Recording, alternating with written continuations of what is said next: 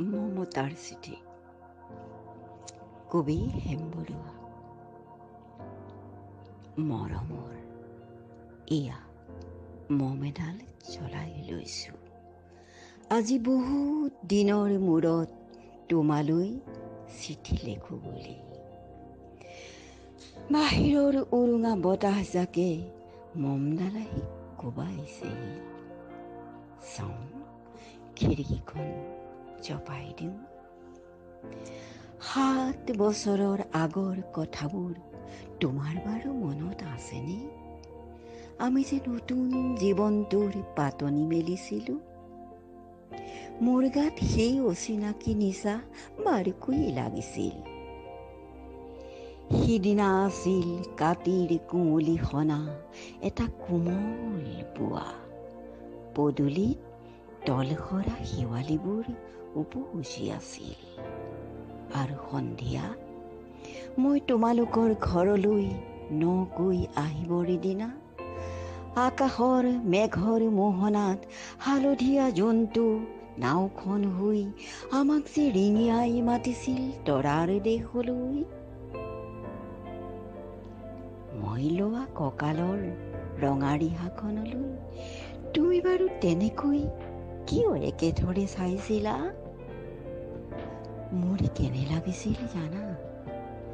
তুমি যেন কোনোবা দূৰ বিদেশৰ স্বপ্নাতুৰ আলোকৰ মানুহ, আৰু মই যেন তলসৰা এপাহ শেৱালি। সেইদিনা মন সাগৰত মোৰ এৰি অহা আৰু আহি পোৱা অলেখ ঢৌৰ কঁপনি জাগিছিল। তোমাৰ জানো এইবোৰ কথা মনত নাই? আমাৰ দেউতাই যে চিঠিত লিখিছিল, আই তই নতুন ঘৰত হাঁহি মাতি থাকিবি।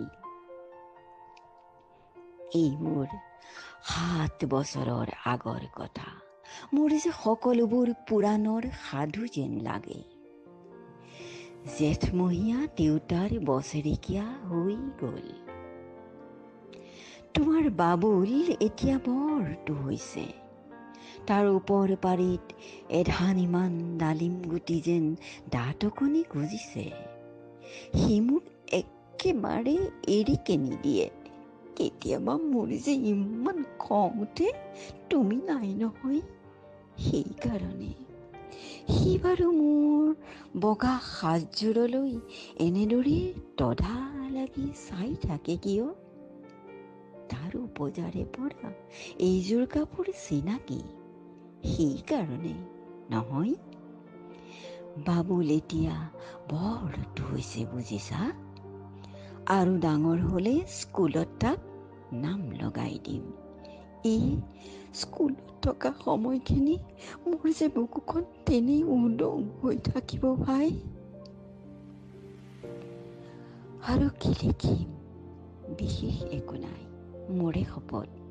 তুমি যিদিনা উলটি আহিবা মোক আগতীয়াকৈ জনাবা দেই। মই ভোগ দৈ দি ভটিয়াই গৈ বুঢ়া লুইতৰ বুকুৰ পৰা তোমাক ৰিঙিয়াই মাতিম। তুমি যিদিনা উলটি আহিবা মোক আগতীয়াকৈ জনাবলৈ নেপাহৰিবা দেই। মৰম লোবা, ইতি তোমাৰ মমতা। পুনঃ এইবাৰ বুজিছা, মাঘৰ বিহুৰ মেজিৰ জুইকুৰা বৰ ৰঙাকৈ জ্বলিছিল। আমাৰ আইতাৰ কলি ছাগলীজনীৰ 2টা পোৱালি জগিছে। এটা সুত বগা, আনটো পখৰা।